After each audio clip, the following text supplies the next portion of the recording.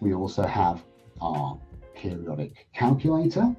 Now this is more likely to be of interest for those carrying out environmental monitoring.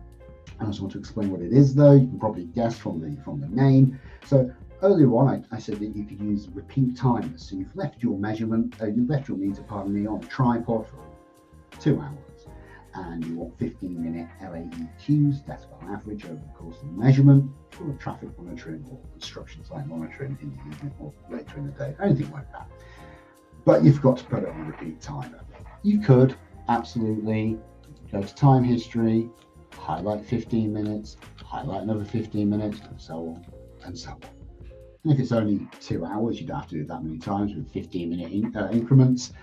But if it's a longer measurement, you really wish you'd done it, then you can go to your periodic calculator. And the most commonly used one is 15 minutes, which is why that appears there, but you can break it into any chunks that you wish. Click next. You can also tell it to split it into specific times. You can just go next. I can stick with default, next.